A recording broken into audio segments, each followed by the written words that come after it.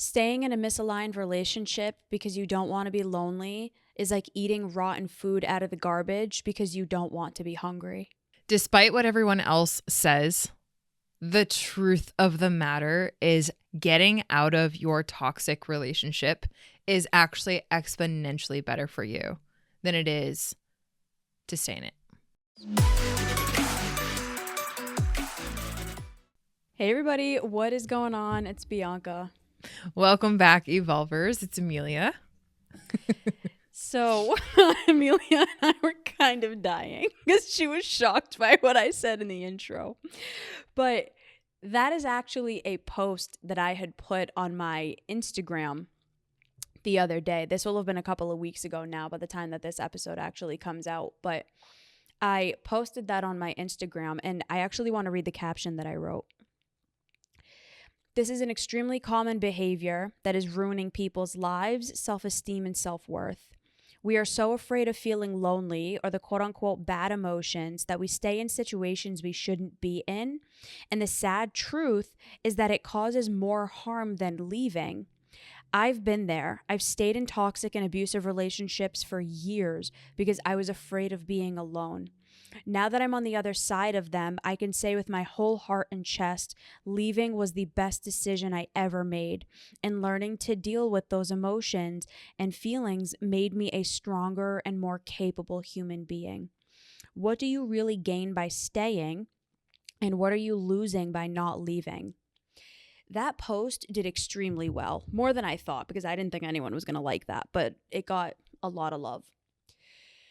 One of the really unfortunate truths is that people stay in relationships that they desperately should not be in because of the fear of leaving, because of the fear of what's going to happen to me if I do. Am I going to be safe? Am I going to be okay? Is anyone ever going to love me again? And this is something that I dealt with very, very significantly. I'll phrase it that way. In my life in the past, and it's really hard for me seeing a lot of my clients going through it. I have at least 5 clients right now who are in abusive, addictive, destructive relationships, and they know it's abusive. They know it's bad for them. They know they are being significantly harmed, but they are still terrified to leave. And they're contorting their reality and manipulating themselves and allowing the partner to manipulate them to stay in the relationship. And they're believing it because they don't want to be alone. What we're going to dive into today is, why do we stay? And is it actually better to stay than it is to learn how to navigate the thoughts and the feelings that are coming up for you and the beliefs that are keeping you stuck in harm? And obviously from my opener and from Emilia's, you obviously know our answer is absolutely not. So how can you actually get to that side?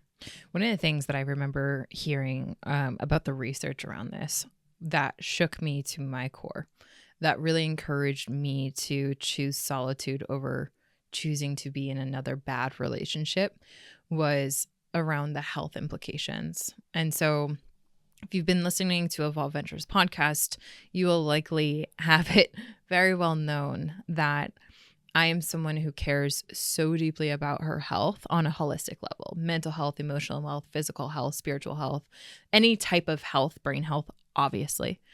Any type of health, I care deeply about that. And I don't just care about it without any action. Pretty much everything that I do is revolving around increasing my longevity for health's sake. I see myself as an organism that it is my responsibility to steward the health of this organism, that this vessel, and it is divine of a pursuit to try to do that. And so knowing that about me, if you hadn't already had come to that conclusion, it is so shocking when you start to see the stats. So the person who's in a bad relationship and who is choosing to stay in that bad relationship, as opposed to the person who could have stayed in that bad relationship, but will choose to go down a path of solitude or maybe not be in a relationship, the person who chooses to stay in the bad relationship increases, I believe it's 50%, their chances of having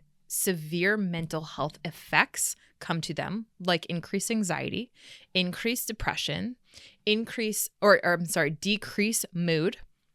And what does that actually end up contributing to?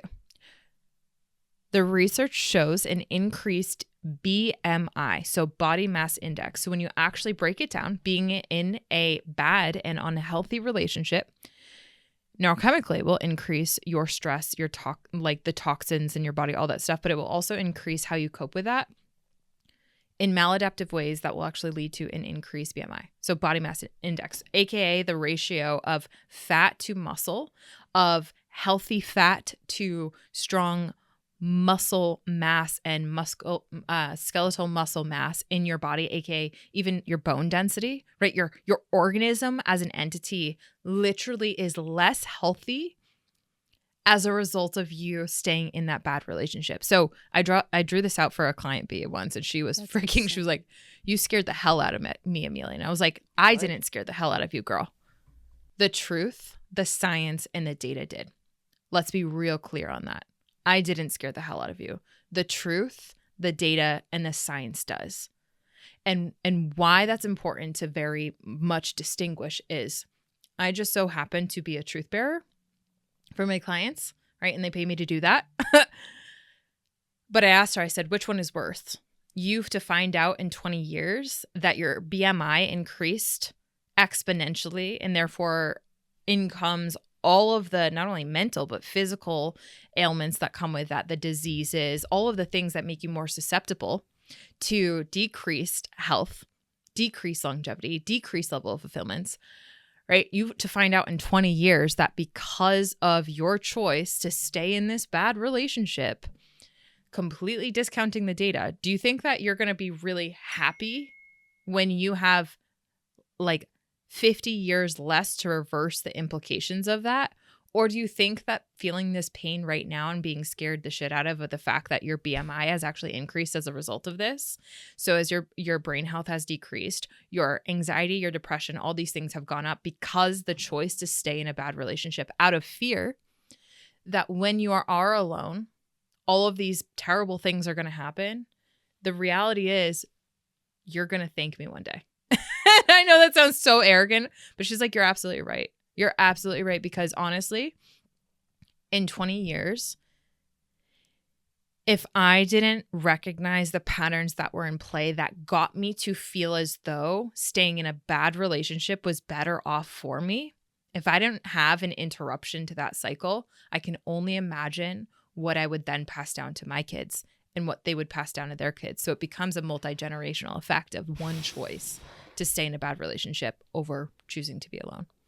I actually said that verbatim to a client today, and I was a little harsh with her, but like she needed to hear it. Her partner is verbally, emotionally, mentally, and now I've learned sexually abusing her, and she already has a severe eating disorder, and he's like validating that, and it's brutal. It's really bad.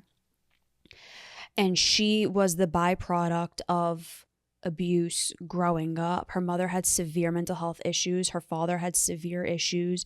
He then had health issues and died young.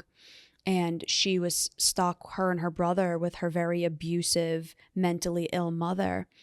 And her partner is manipulating her and trying to force her into marriage and moving in together. And he actually tried getting her to quit therapy because I'm the only thing in her life that's providing any semblance of truth about the reality of what's going on. And I was a little direct with her today, and I said, if you have children with him, your children are going to end up just like you did. And they're going to end up abused and neglected and abandoned. And she goes, I hope not by me. And I said, how are you going to protect them when he's doing it to you too? And her jaw like hit the floor. Woof. It's a brutal truth, but it is the reality. the choices that we make and the partners that the choices we make in the partners that we choose, there is a ton of evidence, and Em, I'm sure you could quote the exact article that talks about this. Many. Is one of the primary and sole determinants of your entire quality of life, of your success, of your health, of your longevity, of your overall well-being. And yet, how many of us are settling for very unhealthy, even if it's not abusive, even if it's not to that end of the spectrum, but unhealthy, misaligned relationships because we don't want to be alone anymore. We don't want to be alone again. This is something that I am in a personal battle with at present, and I've been very open about my experiences. I am someone who has had a very long history of harmful, maladaptive, and abusive relationships. One relationship that I was in, when I tried leaving, they literally threw a hammer at my head because they were angry at me. Like, insane. Insane. And that's not even the worst of the experiences that I've had. So, and I told this to that client. So I am someone who has had a very long history of harmful, maladaptive, not loving at all relationships. And I, at present, in this moment, when we are recording this, I am single. And I surpassed my 30th birthday, and women all around the world, when you're 30 and if you're single, the narrative is, what's wrong with you? There must be something wrong with you. Why aren't you married yet? And I'm starting to get it from family, and I'm starting to see friends of mine and everyone else. They're getting married, they're having babies, they're buying homes. Everyone is basically playing the next step social ladder game of hitting the milestones, which is great, right? I love that. But number one, very few of those relationships are actually good. And I know a lot of them behind the scenes. I know a lot of them behind the scenes are not actually good. No. They are very loveless relationships that are very emotionally disruptive. People are having children when they absolutely should not be. People are buying homes with money they don't have, and they're putting themselves in decades and decades of debt that their children are then going to have to take on. And I am having to battle at present both of those realities. The reality that I know the truth of a lot of these circumstances, not that every relationship is like that, but a lot of them are. And also the reality that I am, quote unquote, 30 and still single. And what does that mean about me? And why me? Why has nobody picked me yet? Why does nobody love me? Why haven't I found somebody yet? And I made a very similar agreement with myself that you made before you met Alan, which was I would rather be single for the rest of my life and find ways to love myself the way that a partner would love me than to be in another relationship where my needs are not being met and I am not being treated the way that I deserve and where I'm begging for scraps. Hi, my name is Kayleigh Putnam. I just wanted to come on here and talk about my experience with the Evolve team. Every single day I learn new skills, not only my position, but also how to become the best and most aligned version of myself. I've learned through their support that I can achieve any goal I set my mind to, and anything that I want to happen will happen if I work hard enough. I've never met a group of more supportive and genuine people than at Evolve. Every single day, members check in on other members, asking if they're okay, what they can do to help, and it's such a caring environment. And I'm so grateful I got the opportunity to work with this team because I feel like they've truly given me what I need to be successful in my future careers, and I'm so grateful for that. If you are listening to this episode, it is not true that it's better to have someone than to not. Because yeah, you can distort yourself with the idea that you have somebody, but what are the long-term consequences of that? What is it doing to you? What are the impacts that it's going to have on you? Yeah, you get to lay down next to somebody and you have a body next to you. Get a dog. That's why I got Aries. Like, I know it doesn't supplement it, but you have to understand that you are causing yourself so much harm by choosing to be in a relationship that is not right for you. It's not better. You can find ways to fall in love with yourself and with your life and have a magnificent life without having somebody. And yes, it is harder. 100%. It is. In certain ways. It's harder. It's uncomfortable. Learning how to be alone is insanely uncomfortable. Learning to really deeply love and enjoy your own company and build a really solid, grounded sense of self is really hard. But that's also why we're all here. That's literally the point of being alive, is to have that wonderful, magnificent experience of learning who it is to be me, learning who it is to be the person that I am. A relationship is an addition to that. It's not a supplement. It's not meant to be the only thing. A partner is supposed to add to the life that you have already built. They are not meant to be your entire life. And for the people who can't leave those relationships, it's because that person is your life. And what I had to learn how to do, and what I'm helping these clients do, because a lot of them are about to leave these relationships, thankfully, is building that centeredness, building that groundness, building that trust within themselves that I can take care of me. I got me. I'm going to be okay. And I'm doing what is best for me and the future partner that I will eventually attract, who actually is good for me, not because I'm having to manipulate and make these stories to convince myself of it, but because it is the truth.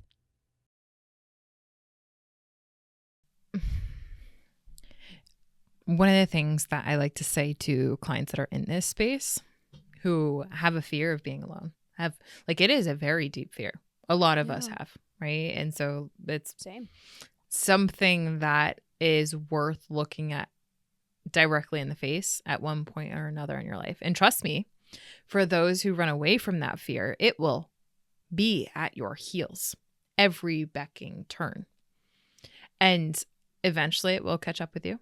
If you just consistently want to run away from that fear, it will catch up with you. And I know that might sound really dark and scary and ominous. However, time and time again, right, it is waiting to be confronted at the very core levels. You know, I have clients that have run away from that fear only to have it be the first thing that stares back at them in the mirror, first thing in the morning, right before they go to bed. It is. And so you can only run away from that fear for so long. And turning in towards a bad relationship is essentially, in a way, self-abandonment, and being lovingly honest in that. You know, one of the things that most people don't think about when they think about solitude and choosing to be alone over being in a bad relationship is what you're going to benefit from. And more often we're just thinking in the short term rather than the long term. But I would encourage anyone that might be in this seat that is struggling to get out of that bad relationship, because the unknown, the loneliness, the solitude is something that does have so much fear around it. I would ask and invite anyone in that seat to consider some of the benefits. Consider just contemplating, what if it all worked out though? What if it was even better than you could ever imagine? What if it improved your mental health? What if it actually enhanced your self-esteem, right? In contrast, in that bad relationship, it's decreasing your mental health. The stats are very obvious. It's actually decreasing your sense of self and your self-esteem, because that chronic stress that your partner is bringing you is degrading your own self-worth, your own self-esteem, your own sense of self. What if choosing to be alone, to be working, quote unquote, on yourself and with yourself and being with yourself and not distracting yourself in a bad relationship actually leads to greater levels of autonomy, greater levels of your own deeper understanding, self-awareness, right? And what if that contributes to even higher standards of how you're going to be treated by others? What if that allows you to clarify the values that you have and not just those that were passed down from culture or generation or gender? What if, as a result of that, you were actually to maybe set some goals for yourself, and as a result of that, it increased your physical health, your connection with your body? What if all of that combined actually led to a greater version of yourself? What if, right? And that's the invitation that I would extend to anyone in this seat, because we do not think about, when we are in fear, what are the benefits? We simply just localize in on what are the risks, right? So we don't focus on what's to be gained. So with that invitation, anyone that is struggling, if you struggle to believe that solitude by being alone, and specifically what alone means in this conversation is choosing to not be in a unhealthy or a bad toxic relationship, choosing to be out of a bad toxic relationship doesn't mean that you're alone, though. That doesn't mean that you can't connect to friends. You can't connect to family at a deeper level. You can't establish your own community, right? I have this one client who they're going through a breakup, and to be alone, they're kind of in that lonely land, what we call B. And they're like, oh, I can actually establish relationships with other people, like the yoga studio. It's like, yes, you can establish a community. I know that sounds silly, but when we're in a bad relationship or a toxic relationship, it's eroding at our mental health. So we're so stressed out. We can't see, what is it? We can't see the flowers between the trees or something. There's a saying like that. We can't see what's right in front of us. We can't see what is going to benefit us. We can't see how much we can establish other relationships and connect and be connected into when we're not in a horrible relationship. So this person is recognizing, oh my goodness, being not in a toxic relationship is actually so much better for me. It's like, yes, believe it or not, your body, your mental health, your like every aspect of yourself, so long as you're taking, an adaptive, conscientious approach to it, is going to flourish. And that's what your partner who's in that bad relationship doesn't want you to believe, unfortunately. 100%. I said this to my client. This was another one. I said, they need you to believe that you need them. And they're optimizing everything that they say and do to you and the emotions that they share to convince you that you need them.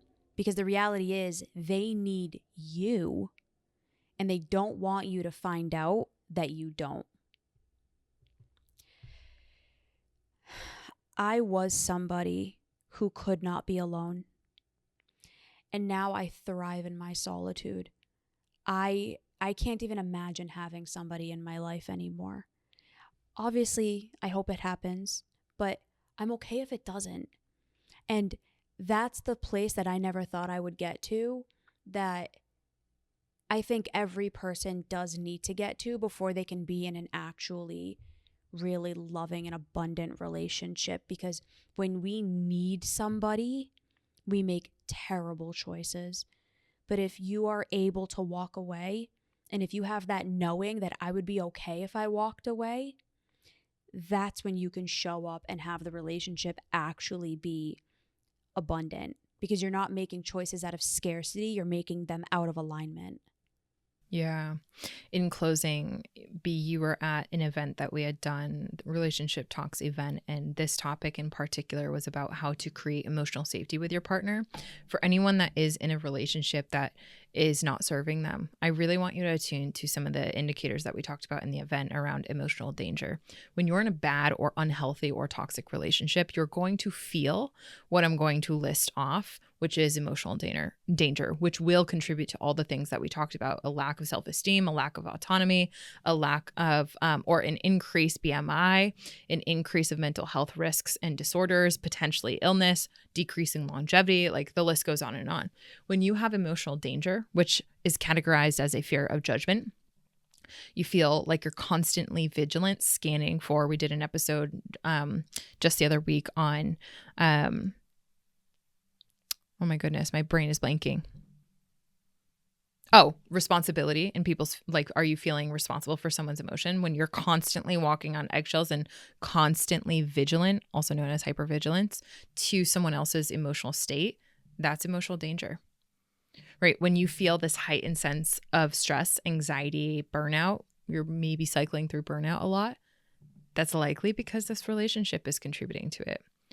If you feel as though you cannot express your needs, so, hey, babe, I need this, I need that, you can't do that out of whatever fear, you're in an emotionally dangerous relationship.